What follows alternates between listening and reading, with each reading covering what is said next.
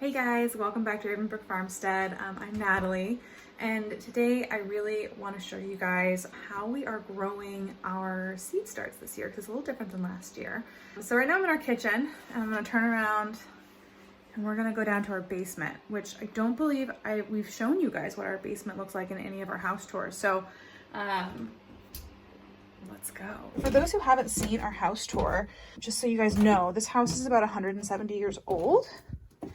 And it has, an old stone foundation. It's not the cleanest, nicest basement, but one thing about it that we particularly like is that it's relatively dry. We toured a lot of old houses and most of them have wet basements. And this one, we do get some condensation, as you can see, but it doesn't flood. There's not as much mold. Like, it's very, very, very dry for a house this age in this area, especially since we're near a river. So this, I believe, is the old root cellar, which is cool. And so we want to kind of clean it up and rehab it and actually return it to its former function. So this we added, but these are the old shelves. When we start doing preservation, we'd really like to utilize this space. It's cool too, because this vent here, we'll have to end up fixing this for critter sake, but this goes right under the house in an uninsulated part, so we get some cold air coming in here. So this room is actually colder than the rest of the basement by a few degrees. It's probably like 47 or 50 versus 55.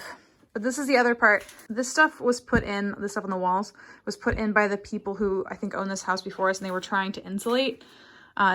Doesn't really do much, I don't think, so we're gonna rip it out probably. But this is kind of how we are growing our starts this year. Last year we had one bench, maybe twice the size of this, with like 2 grow lights. It was ridiculous and did not work at all, but we didn't really have the money to buy anything. So this year we have 2 racks. I have a feeling that we're just gonna be adding racks every single year. So here we have our peppers, and they are on a heat mat. So this is one big large heat mat that runs the entire length, and it is by VivoSun. It has a thermostat to control the temperature, although it fell out, so this is not accurate. And then we have a couple of other single heat mats that we haven't used them yet because these are just greens. They don't really need it. These are some Asian cabbages, like Napa cabbage, and like this Chinese Merlot cabbage that we grew last year that was awesome. And then what I need to do today is I need to up pot these babies. So that's what we're gonna do. We're gonna take these tomatoes and put them in the pots they're gonna land in for the rest of their seed starting career. One consideration that we have in terms of the scale that we can do down here is our electrical system in this house. So it is really, really old electrical, and it's a lower amp service. And so we can't really put too many lights or too many heat backs down here because of my overloader system until we get our electrical updated in the house. So for now, we're trying to really be economical with what needs grow mats and what doesn't. And pretty soon it'll be warm enough overnight that we can put some stuff out on the sun porch too if they need a little bit more warmth. So Dan's stepdad is an electrician, and he said, okay, probably not more than these lights and 1 heat mat. More than that is probably gonna overload our system if they're all going into one plug, and we really only have 1 plug available down here at this time. So if any of you guys have an old house and you want to do something like this in the basement, think about your electrical before you hook everything up, because that might put a dent in your plans. In terms of what lights we're using, we just got these LED shop lights that you can kind of daisy chain and link together online. So we tried to get ones that have, high number of lumens with a kind of neutral Kelvin. I don't think that this says what the Kelvin is on the box, but it was something that I was able to look up. So that's what we're using. They do produce some heat on top, but it's not tons and tons. Although I think that if we were to wrap this whole system in plastic, it would create some heat. And the reason why I'm saying this is because when we had just a couple of these lights in the main house, when we were starting our seeds in the main house, It did actually, the lights did heat up the room a little bit. For the racks, these are the racks that we got. The Style Selection 5-tier shelving unit. Here are the dimensions in case you guys are curious what we bought with the model number and stuff. This whole setup was pretty cost effective actually. We got them at the end of the season. So these shop lights we got on sale, I think like 25% off over the winter, which saved us some money on it. I'll have to look back and see how much this whole thing cost, but I'll figure that out and I will put it up right here for you guys. So today my big task is up potting these tomatoes since they're all up and some of them are getting their third leaves. They're ready to go. This is something, I feel like I'm constantly saying this, but this is something else that I'm doing differently this year. So I started my tomatoes last year in the big trays and then up potted multiple times as they grew. And so I'm trying this out the way that Jess from Roots and Refuge Farm does it, where she puts one variety per cup and then transplants them, maybe just the ones, as opposed to having to do so much. So I'm only going to separate this pack as opposed to separating many, many cells. That made sense at all. So I'm putting them into solo cups. I already wrote the variety on there. I crossed off the one from last year and I've filled it like 3/4 of the way. This is fluffy and it could be compressed down. And my thought process is, because tomatoes will create roots along the stem, as they grow, I might prune off some of the bottom leaves and then add more soil to stimulate that root growth. So that's what I'm trying. My goal is to not up pot again. This is the size they're going to be in when they go in the ground. So if I can kind of simulate that without having to do the whole process, that's what I'm going to do. This variety is called Bumblebee. And it's new. I haven't tried this. So this is a cherry tomato variety that I'm going to be experimenting with this year. Gotta get something to put the dirt in. Last year I did the Super Sweet 100, which is, you know, an oldie but a goodie. No one is mad about that variety. It's excellent. And then I also did Sun Sugar last year, which was amazing.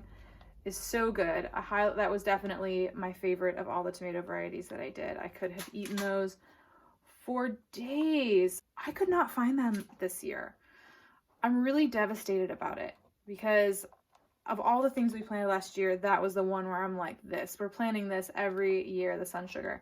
I looked everywhere. I could not find seeds. So I got a different yellow cherry that's supposed to be similar. I can't remember off the top of my head what it's called.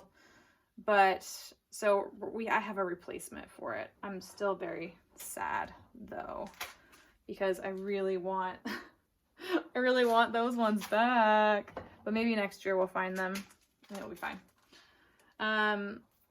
Those were good. The other cherry that I grew last year was Midnight Snack.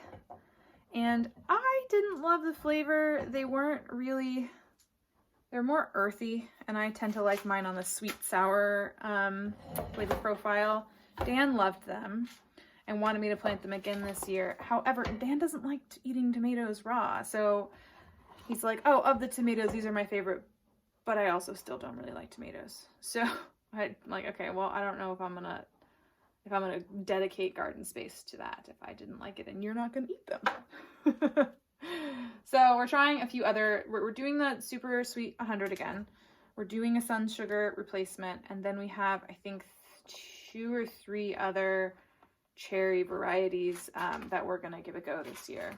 Oh, that's all the space I have.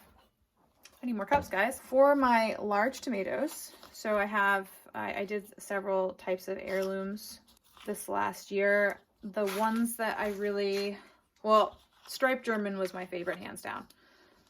It was gorgeous. It was so beautiful. Like one of the most beautiful tomatoes, especially when you cut into them and it's all like tie-dye rainbow. Oh, it's awesome. And I felt like they had the best flavor. There was the strongest flavor. It was kind of like eating a cherry tomato that's really big. So I loved them. I'm going to grow more of them this next year. I had Cherokee Carbon as well, which was very reliable, very steady, really good production. I did get some like funky shaped tomatoes, which is kind of fun. I'm growing those again this year too. I grew the Jaune Flame, also the little yellow ones. And those were nice. I would grow those again. I'm not this year just because I want to experiment with some other ones, but I might grow them next year. They were honestly, they'd be kind of like a good sauce tomato because it was so prolific. There were so many tomatoes. There was, you know, not too much, like a good amount of flesh to them. And they had a nice zingy flavor that I was thinking I would make like a yellow tomato sauce in the future with them. So I'm not growing them this year, but I have them on my list for potentially growing in the future because I did really like them. The ones that I didn't like. So I didn't like Pink Boar, not because it was bad, because it was a fine tomato, but it was almost indistinguishable from Cherokee Carbon. I felt like flavor-wise, they were very, very similar, but not quite as good and smaller and also less prolific. So I was like, wow, that's not worth it. I did Black from Tula as well, and I had the same thing. Like it wasn't different enough from Cherokee Carbon, and I felt like Cherokee Carbon was just a better variety all around. So I'm not growing either of those two again, I don't think, unless somebody feels like I made a mistake in my assessment and I should give them another go. I feel like if I'm gonna have a good tomato lineup, I want them all to be a little bit different. Most of the tomatoes that I grew last year were indeterminate tomatoes. I did grow one variety that was determinate, and that was the Mountain Princess. So I was hoping to make a lot of sauce, like tomato sauce and salsas and things like that with that particular variety. But I really kind of screwed the pooch on it. So I didn't get around to supporting the plants early enough, and then they kind of all fell over, and then they all got some diseases and things, and then the tomatoes were funky. And so I'm not counting Mountain Princess off. I will definitely try it again in the future because it was my error as to why that particular tomato didn't go well. So even though it was really my fault, I am going to experiment with a different paste tomato or like determinate tomato this year, and I'm doing one called Roman Speckled. And not for any other reason other than that it sounded fun and good and different. So, and then I'm trying a couple of new heirlooms in place of like the Pink Boar and the Black from Tula. I'm trying Berkeley Tie-Dye. I'm trying Cherokee Carbon Green. No. What is it? Cherokee Green, I think. Yeah. So like a green tomato version, because I didn't grow any green tomatoes last year. I'm trying to think what else. I'm also going to try tomatillos this year, which I'm excited. I got a purple variety of tomatillos because tomatillo salsa is delicious. I think there's a few other varieties that I'm trying that I haven't, like that just aren't coming to mind. I guess I could always go over and look at my pots and see what they are. But this is something I wanted to do last year and I didn't, and I would really like to do this year, is do like a tomato taste test at the end of the season, because I think I am growing 13 or 14 different varieties, so I think that would be super fun to do. I have high hopes. Tomatoes went really well last year. I mean, I feel like I made some errors such as not properly hardening them off, and supports were not always super good, and I got really behind on pruning and trimming suckers, and regardless, my tomato harvest was excellent. So this year is going to be even better. Every year I feel like it's going to get better. Well, I guess unless I have a crop failure. But yeah, that's the best part I think about gardening, is you get to try things every year, and to see if you're successful, you get to eat it. And especially if you're growing your own, you can grow things that you just can't get otherwise. It is the best thing. I am so excited honestly all the time. I get excited at the end of the year for next year. I get excited at the beginning of the year for the year to come, and I'm excited during the season because it's delicious. So if you guys aren't growing anything at home yourself, you should. Really, you could grow your own greens and even try some funky different greens just in your window box. If you want to try a really fun thing and you like spicy, I would definitely recommend wasabi arugula. That was something we grew last year. That was so cool. It tastes like wasabi. It would be so good in sushi bowls, guys. So if you're not trying it, try it. I'm sure it would grow great in a window. So here is my, I think, progress for the day. I got 4 little cups down. Many more to go. So I'll probably just pick at this a little bit each day, and I'm hoping to have these done by the end of the week. Well, that's all I got for you guys today. I I would love to hear if you put in the comment section below any tomato varieties that you've really liked, because I'm always looking to add more. But otherwise, have a lovely week, and I will see you in the next video. Oh, she just stumbled. Did you see that? She's dizzy. One more time, again.